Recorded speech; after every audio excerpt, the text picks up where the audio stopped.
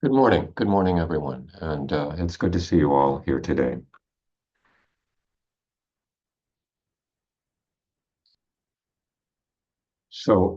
We've been discussing a text by Dogen, the 13th century Japanese Zen teacher, entitled Instructions for the Cook. And basically, this was a part of a manual that Dogen put together, a set of sort of policies, guidelines, rules, for the various functions within the small monastery that he led at that time. And he modeled his descriptions, his policies upon Chinese texts that addressed the same kinds of issues, although for much larger monasteries.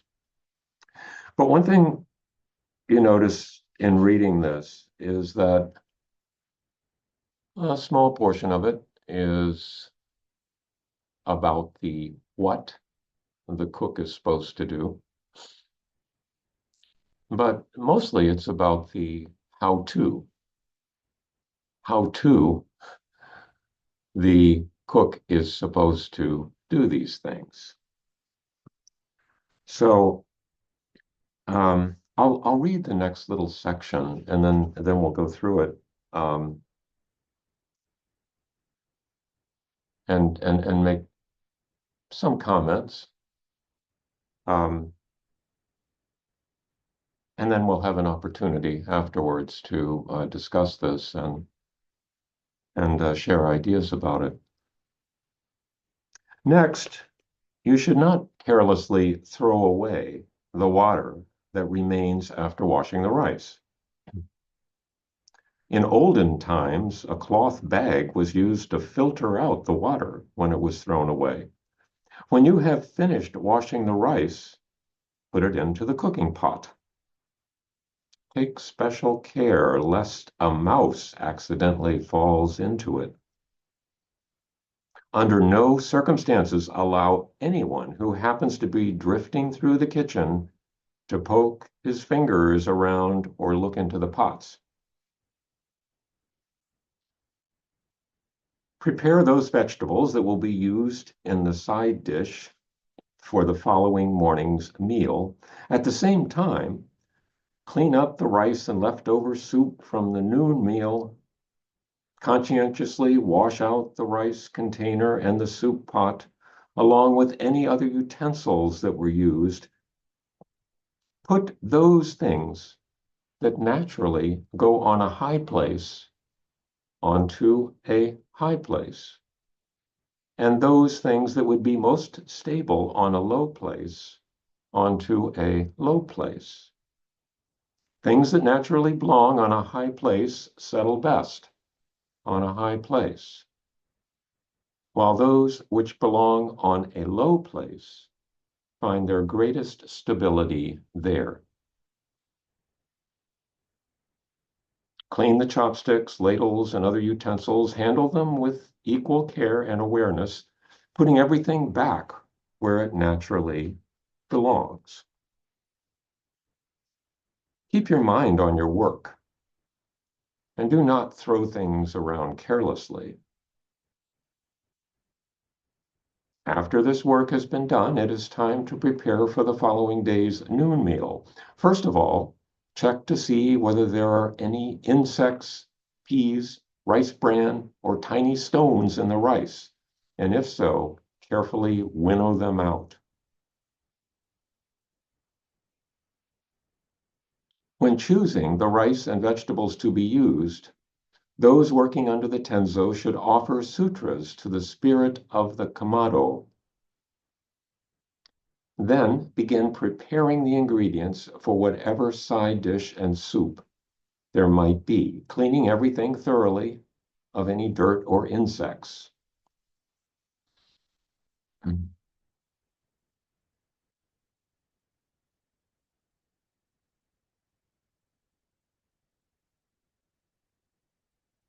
So we'll go through this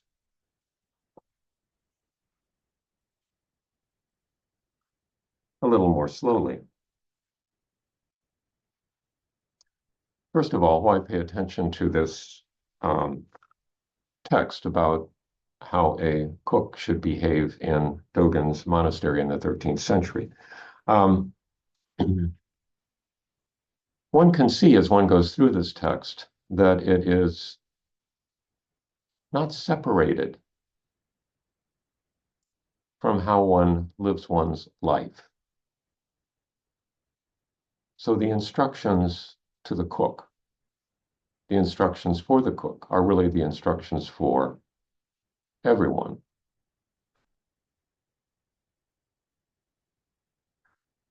So he says next you should not carelessly throw away the water that remains after washing the rice. And then he says in olden times, a cloth bag was used to filter out the water when it was thrown away, presumably to catch any grains of rice that may have been left in the water so that they would not be wasted, so that they could be cooked and used. It seems funny to us, at least to me, to think about Dogen talking about in olden times when he's writing in the 13th century, but there's always an in olden times, and we're referring to the olden times now and trying to glean any wisdom we can from it. The message of resourcefulness comes up again and again in these writings, and taking care of things, being careful with things. But this also applies to, I'm sure, as well, people, being careful with people, taking care of them, taking care of relationships, any objects or persons we may encounter. When you have finished washing the rice, put it into the cooking pot. Take special care lest a mouse accidentally falls into it.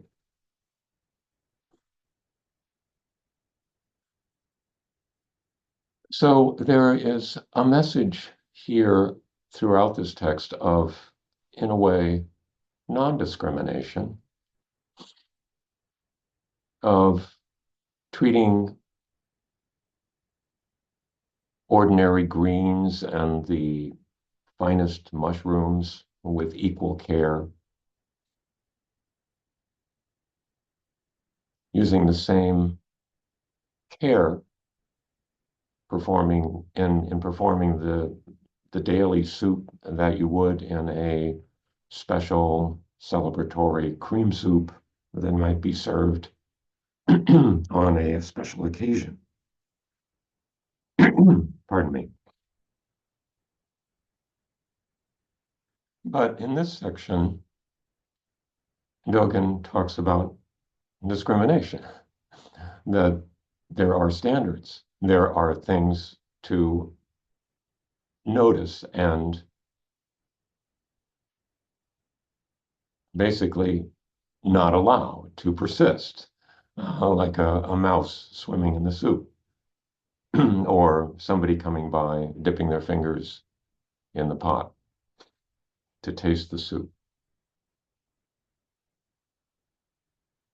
So having those standards and protecting those standards is also part of it. Prepare those vegetables that will be used as a side dish.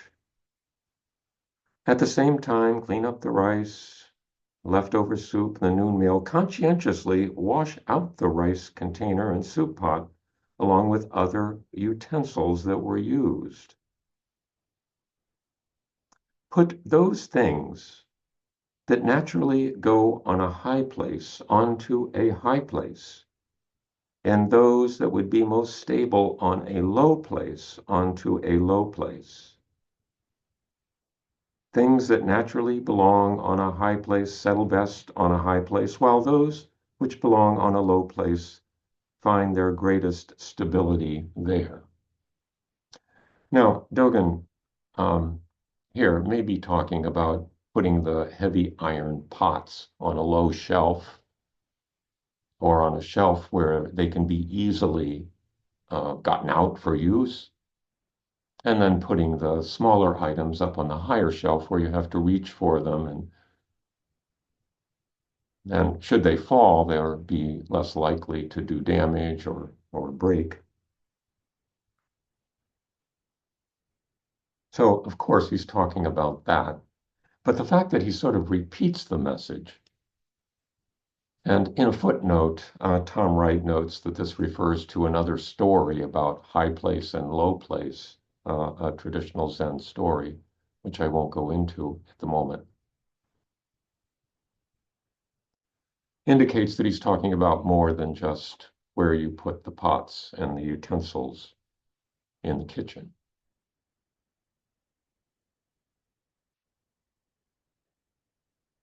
One might say that from a worldly view, we have all kinds of high places and low places. We have prestigious positions and we have menial positions. We have menial tasks and we have sort of grand situations.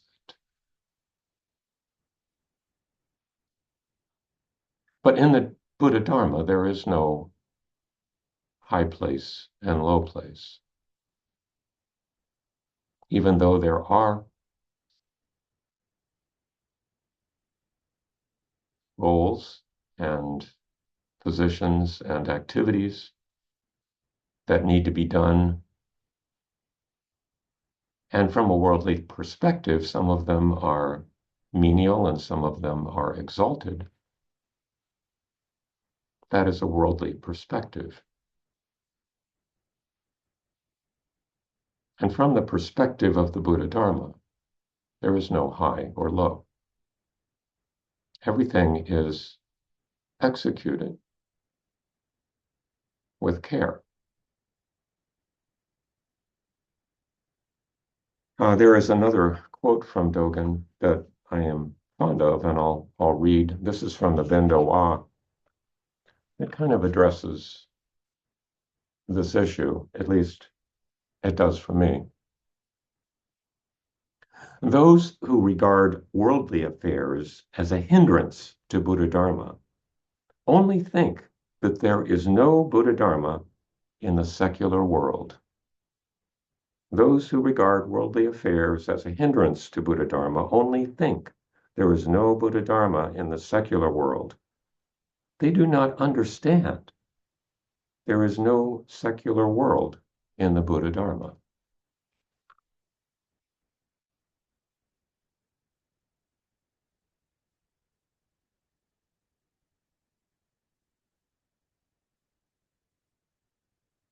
So he goes on, clean the chopsticks, ladles, and other utensils, handle them with equal care and awareness, putting everything back where it naturally belongs. Keep your mind on your work. Do not throw things around carelessly.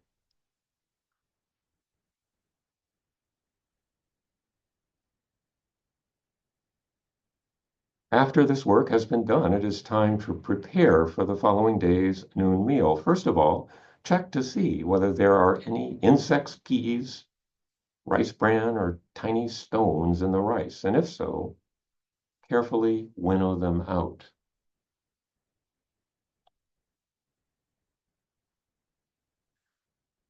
Well, and again, there's this contrast between non-discrimination and discrimination. Whereas in Zazen, which is, one might say, the supreme exercise in awareness,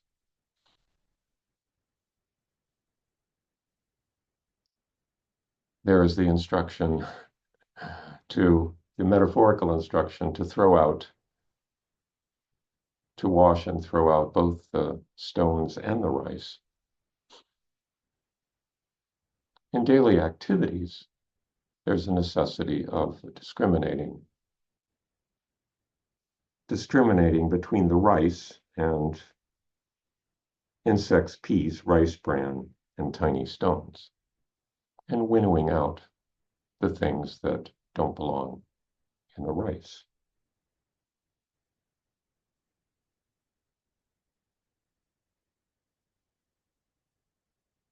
When choosing the rice and vegetables to be used, those working under the tenzo should offer sutras to the spirit of the kamado. The kamado is the oven that they use to cook things. And the oven was wood-fired. So offering sutras to the spirit of the kamado. And sort of variations on this same practice are incorporated in rituals at various Zen centers. So what does that mean? Is there a spirit in the oven?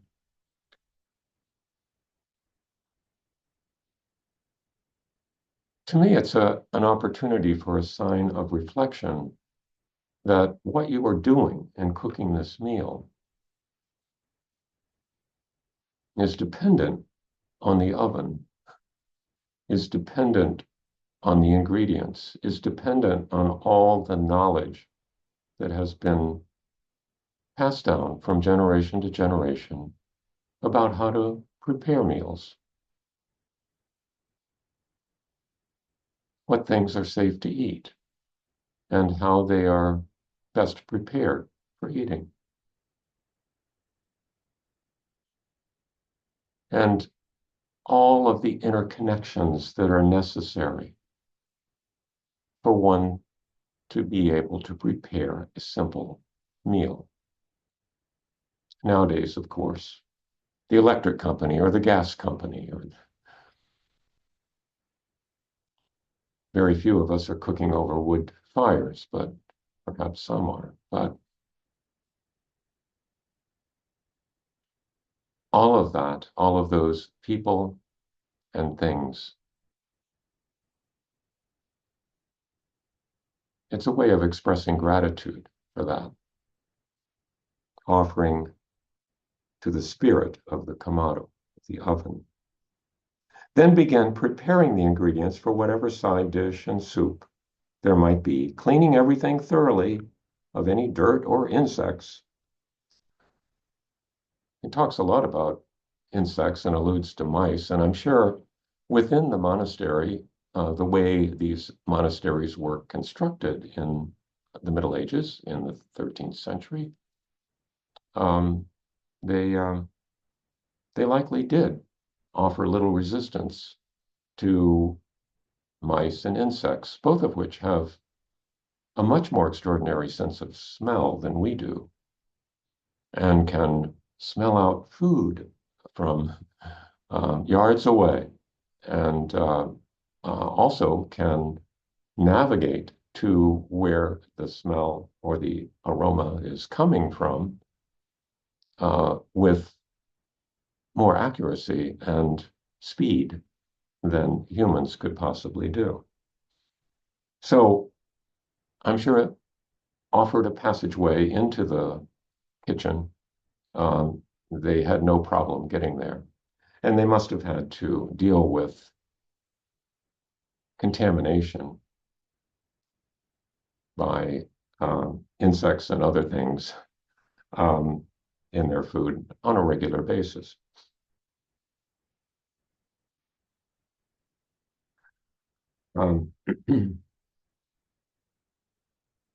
So there is, this is a discussion about food and the preparation of food, but I think it's clear that Dogen was intending some generalization about how we deal with our life.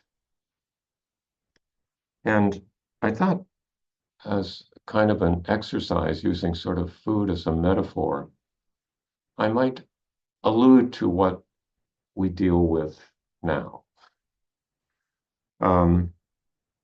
And I'm going to use as an example the lemon meringue pie that's marketed under the brand Cirrus O'Reilly. Cirrus O'Reilly's lemon meringue pie. It's available. You can find it at Walmart in the frozen food section. So I was curious, just noticing the well, first of all, I looked up the ingredients, and I'll just share that with you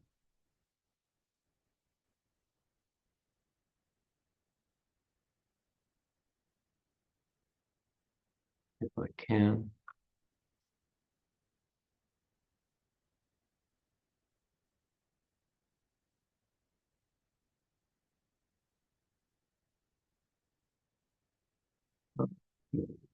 Sorry, this reverted. Let me come back to that because I don't want to distract at this moment. So anyway, uh, Cirrus O'Reilly or O'Leary's this lemon meringue pie.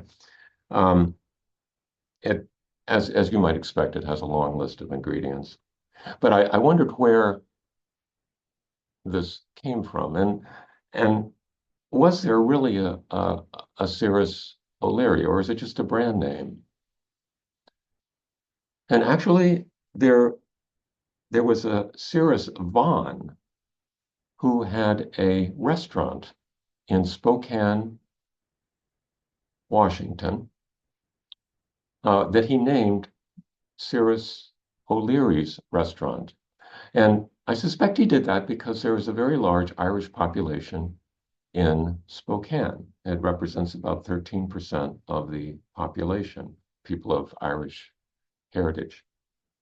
And so he named his restaurant O'Leary rather than Vaughan, which is a Welsh name, probably for marketing purposes.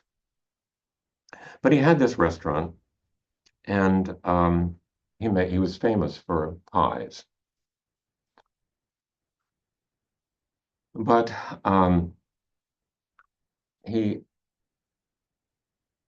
the pie, the Cirrus O'Leary pies, the brand was bought by Sara Lee Bakery in 2020. Now, Sara Lee Bakery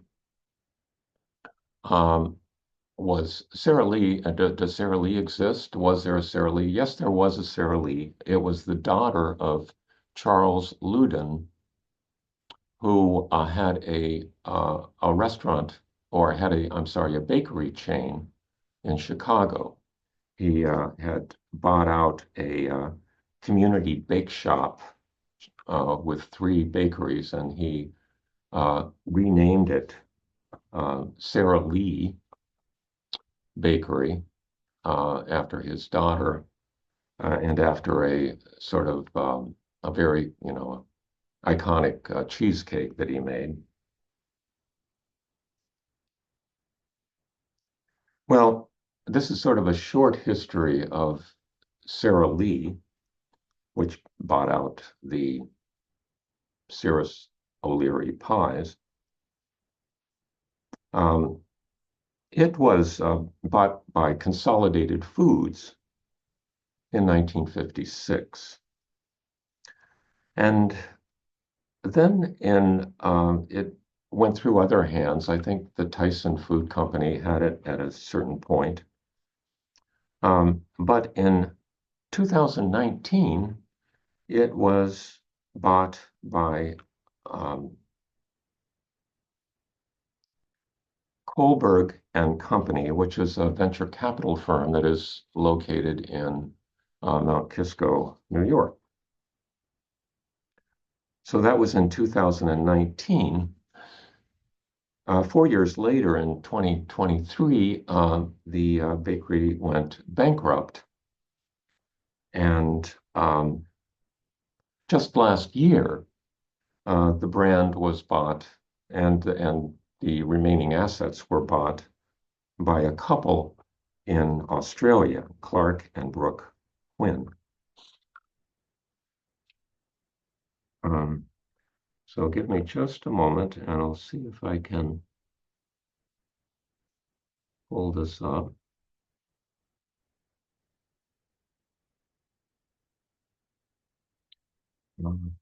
Otherwise, I'll abandon it.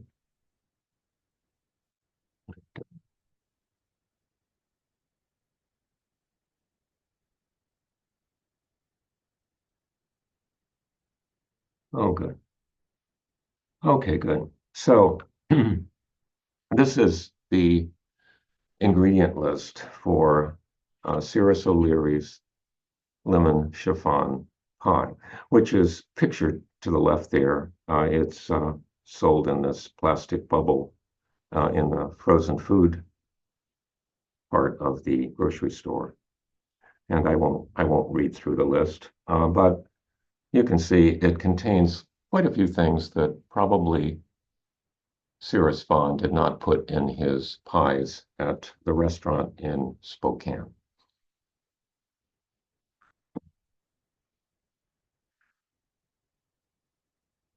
So, how do we relate to food and how do we relate to our life? Um, I think that's what Dogen is trying to talk about in this text. And I guess one question is,